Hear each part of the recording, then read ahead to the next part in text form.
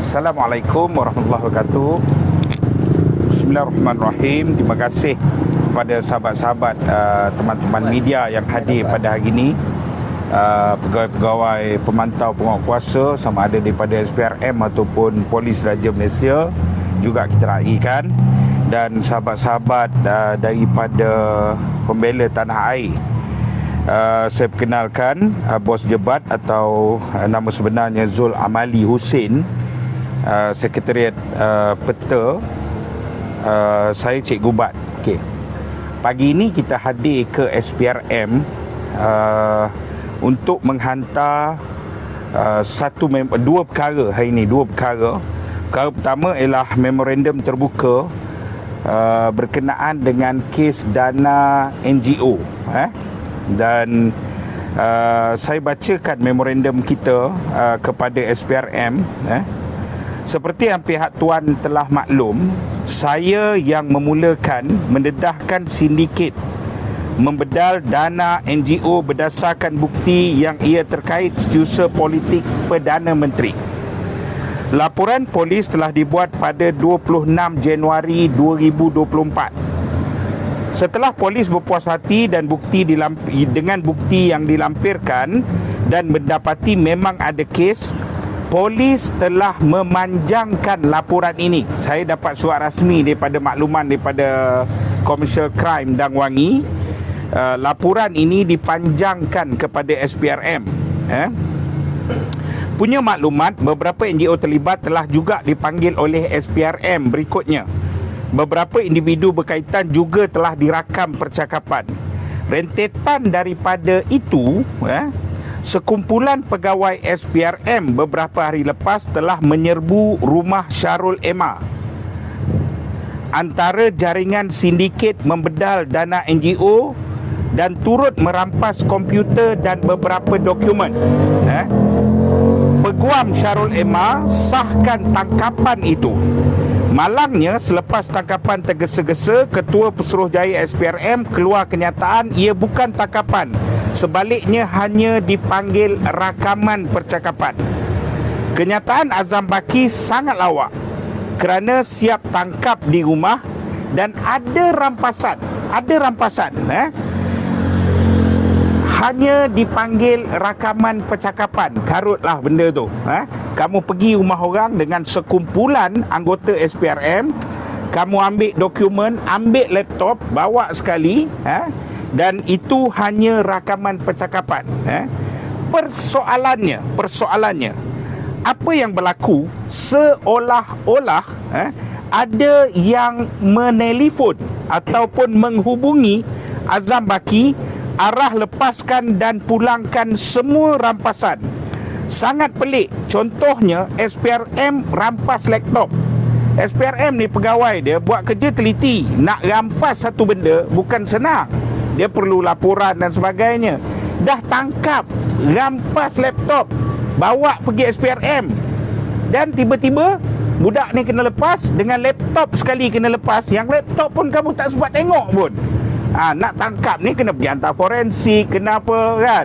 Saya kawan-kawan ramai yang pernah kena rampas gadget ni kan. 2 tahun lepas sampai hari ni pun tak balik lagi gadget kan. Siapa yang panik dan takut jika siasatan ini berjalan dengan betul dan dia akan kantoi? Siapa yang takut sebenarnya?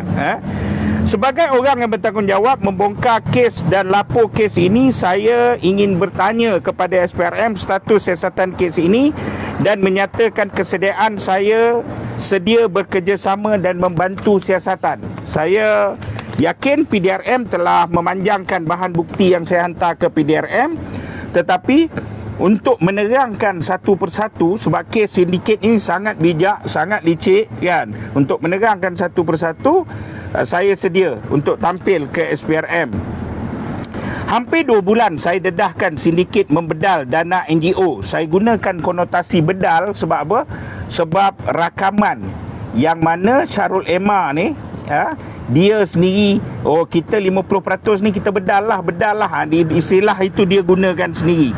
Dari bukti yang ada, ia menunjukkan sindiket ini turut terkait setiausaha politik Perdana Menteri. Mereka mencari NGO yang setuju jadi keldai akaun, NGO yang sanggup membuat kertas kerja palsu permohonan dana program. Antara tajuk permohonan ialah beli lembu korban dan bantuan anak yatim. Bayangkan, beli lembu korban dan dana anak yatim pun kena bedal. NGO yang buat kertas kerja palsu akan serahkan kepada sindiket melalui Syarul Ema untuk dikatakan diserahkan kepada pihak Samsul Iskandar Maakin. Susah politik beri kelulusan dan dana dimasukkan terus ke NGO keldai akaun. Okey. Susah politik boleh nafikan pelibatan dia, susah politik Perdana Menteri. Tetapi macam mana benda ni boleh lulus? Sebab semua kertas kerja untuk perhatian susah politik. Dan kamu boleh nafi apalah, tapi itu yang berlaku, kan? Berdasarkan bukti ada menunjukkan sebaik wang dapat ke NGO keldai akaun, duit masuk terus daripada ICU Kementerian Keuangan, susah politik minitkan kelulusan, duit masuk 50% perlu wang diperolehi dipulangkan kepada Syarul Ema untuk diserahkan kepada Samsul.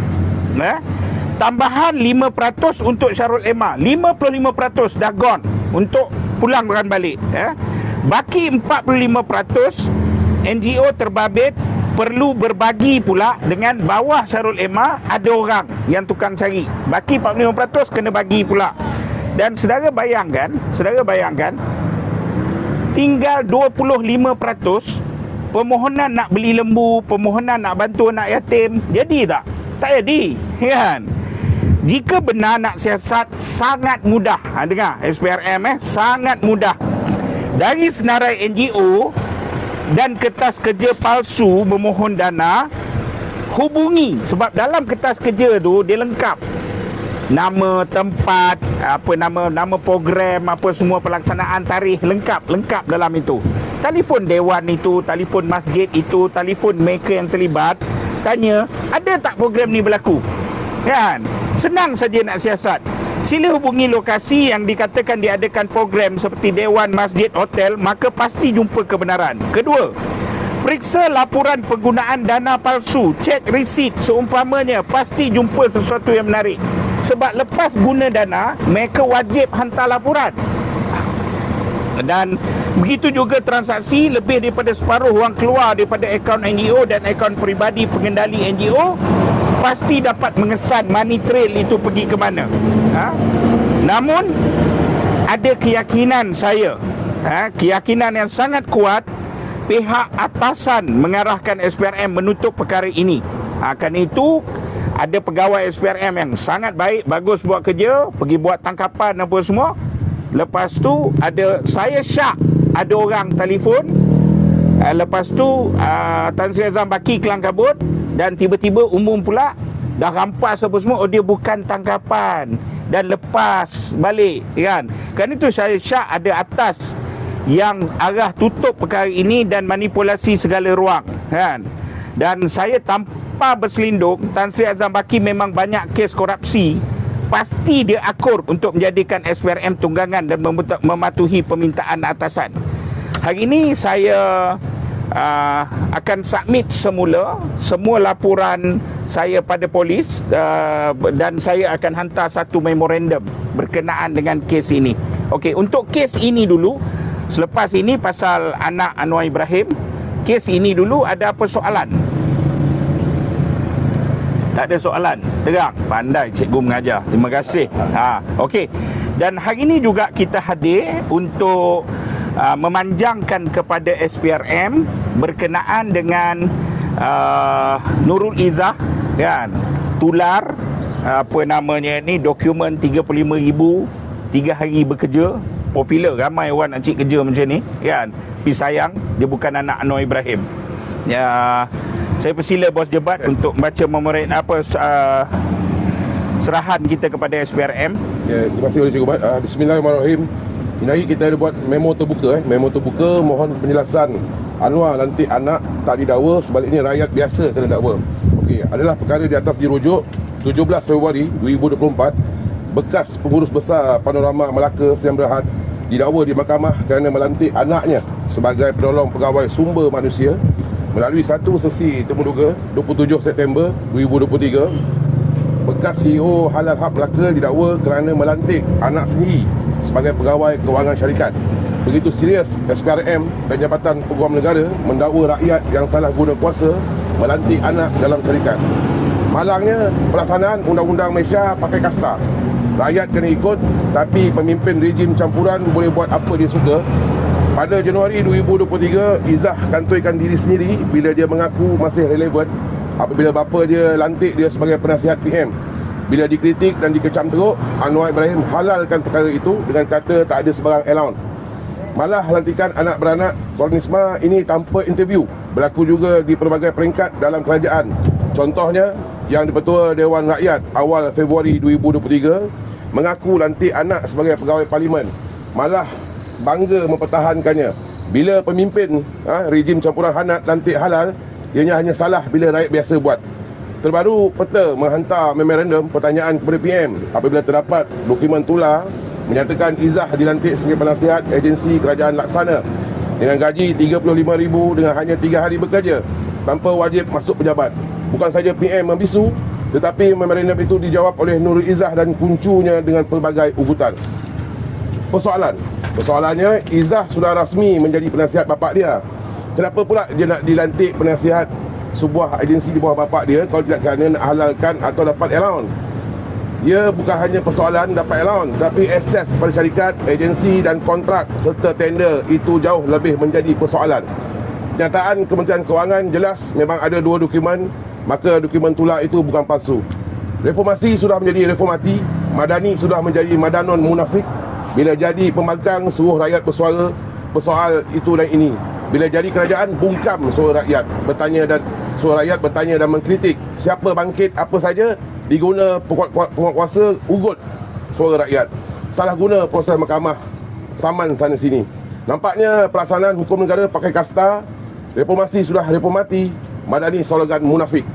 Kami juga mendapat perkabaran menyatakan bahawa beberapa kaki tangan laksana yang masih berkhidmat bagi menyelesaikan kerja penutupan laksana telah didatangi sekumpulan pegawai SPRM pada 14 dan 15 Februari lepas. Menurut maklumat diperolehi, mereka diperiksa dan disiasat dan semuanya seolah menjurus mencari siapa yang terlibat menjadi whistleblower, membocorkan dokumen yang tular. Benarkah? Mohon SPRM beri respon. Adakah benar? Mohon jelaskan pelibatan SPRM dalam lawatan dan siasatan ke atas kaki tangan laksana itu. Sekian, terima kasih. Okey, ada apa soalan? Okey, jelas. Bukan 2 kes. Kita cari ada banyak kes di mana bapaknya didakwa kerana melantik anaknya di bawah bidang kuasa dia, syarikat swasta, tetapi itu melalui proses temuduga pun salah. Bagaimana dengan lantik anak sendiri tanpa proses temuduga dan tanpa kelayakan? Apa kelayak dia jadi penasihat ekonomi dan kewangan? Dalam pada masa yang sama dia tak ada kelulusan dan tak ada pengalaman pun. Yang dia ada adalah susu galuh anak Anwar Ibrahim semata-mata. Dan ini SPRM buta ke? Pejabat Peguam Negara buta ke? Kan? Dan bila kita bercakap pula dalam negara bernama Malaysia ni hari ni, dalam kerajaan yang kononnya melaungkan reformasi, kita bercakap aja kena kena ugut, kena laporan polis, kena itu, kena ini kan. Laporan polis pula, semua yang pihak diorang buat laporan polis kita kena panggil. Kena panggil je kena sedekah telefon. Nak buka kedai telefon apa kita ni? Kan, ini penindasan, intimidasi yang teruk. Kan, lepas tu ugut saman. Memang perkara kita cakap, kita berani pertahan. Tapi untuk berdepan kita kena bayar lawyer, kena itu, kena ini kan. Ini satu kezaliman. Reformasi sudah jadi reformati kan. Madani, Madanon munafik. Jadi kerana itu hari ini kita tampil untuk menghantar 2 perkara dalam bidang kuasa SPRM dan ia harus disiasat segera. Kan, jangan kerana anak Anwar Ibrahim semua boleh kan. Dan dalam isu NGO ini, kita menyasarkan sebenarnya bukannya apa namanya ni Syarul Ema. Kita menyasarkan sebenarnya ialah kepala sindiket ini, orang yang memberi kelulusan dalam dana NGO ini, kan. Dan Syarul Ema ni terlibat dalam parti mana ke apa ke, itu bukan kena-mengena dengan kita. Dia nak jadi Trojan horse ke apa ke, kan. Ya, itu pemimpin parti tersebut kena buka mata lah. Okey, saya ucap terima kasih. Kalau ada persoalan, tak ada apa. Ya. Kes Nuriza ni dah nafikan lah. MOF dah nafikan. Okey. Komen sikit. MOF telah mengatakan tajuk atas apa dia, iaitu dia kata dokumen palsu, yang tular tu palsu. Tapi dalam tajuk bawah, kalau baca dalam itu, MOF mengaku dokumen tersebut ada. Cuma dia kata ada dokumen yang kedua yang bernilai pro bono. Okey, logik akal Nurul Izzah ini berhikmat dengan Anwar Ibrahim. Bapak dia jadi penasihat bapak. Ini betul akhir zaman anak penasihat bapak dia, kan. Dia penasihat bapak dia. Dan di bawah bapak dia, Kementerian Keuangan, Jabatan Perdana Menteri semua, kan. Kenapa dia perlu dapat lantikan agensi bawah yang kecil? Kalau bukan alasan dia nak menghalalkan pembayaran allowance. Okey, baiklah. Itu kamu jawablah, itu persoalan. Kedua ialah, yang mengarahkan lantikan Nurul Izzah ni siapa? Mestilah orang yang dia serve, iaitu penasihat kepada Perdana Menteri. Perdana Menteri lah yang arahkan lantikan tersebut, kan. Anwar Ibrahim arah. Dan Anwar Ibrahim arah, dia mesti bagi arahan lengkap. Dan kalau dokumen itu dibuat dengan gaji apa semua, maknanya, kan, persoalan rakyat itu arahan yang pertama. Tapi selepas tular, selepas orang bising, buat dokumen yang kedua, mungkin, kan. Jadi hakikat yang sebenarnya bukan palsu. Kementerian Keuangan mengaku wujud 2 dokumen. Jadi kenapa dokumen pertama keluar dulu? Adakah selepas orang bising, maka tukar skrip, tukar naratif, kan, dengan buat dokumen yang lain? Okey. Saya ucap terima kasih dan kita harapkan, saya jujur, saya bagi tahu kita kurang pergi ke SPRM, banyak pergi buat laporan polis kerana kita tak percaya dah SPRM. Saya punya ramai kenalan pegawai-pegawai yang saya hormat dalam SPRM, tetapi malangnya dengan tindak tanduk dan perkembangan Tan Sri Azam Baki, dia macam UMNO lah saya sebut, tanpa berselindung. UMNO tu bagus, ada pemimpin yang bagus, tapi Zahid telah menjadi kuda dan kaldai, menjadikan UMNO kuda dan kaldai tunggangan kepada DAP, kan? Dan itulah hari ini yang berlaku. Pegawai bagus, semua bagus, kan, tapi masalah kepala tak bagus. Jadi, tapi tak apalah, dah sampai ke tahap ini. Oleh kerana kes ini SPRM ambil, kita pergi dan cuba untuk bantu sebaik mungkin. Okey, baik. Terima kasih, saya ucap terima kasih.